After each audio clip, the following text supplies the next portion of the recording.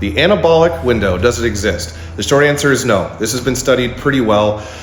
It sort of kind of exists, but not to the degree that a lot of people think about. For those of you that aren't aware of what the anabolic window is, it is basically a thing that was started probably in the 90s. It feels like that there's this 30-minute phase in which you have to get fast-acting protein after you train, or you basically wasted your time in the gym.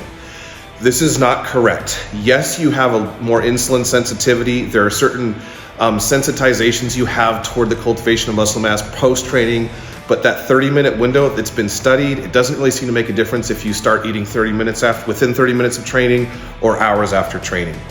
It's probably mostly useful from a compliance point of view so that you can get your protein in, because if you're trying to get 200 to 300 grams of protein a day, you'll often need to eat protein 5, maybe 6 times a day. So that's an ideal time to get feeding in, but it doesn't necessarily mean that your gains are wasted or anything like that. The anabolic window doesn't really exist. It's not that big of a deal. If you finish your training and there isn't food around, it's okay. You don't need to go seeking protein like you're gonna waste your time or waste your gains. It doesn't really seem to work that way. In fact, many hours after training, it's been found that basically more protein's better, and you more respond to muscle protein synthesis. Mostly occurs in proportion to how much you trained in the last 24 to 48 hours and how big the protein feeding is and how fast acting the protein is. Muscle protein synthesis will increase typically it's been measured in study between 30 grams of intake and 100 grams of protein intake in one feeding.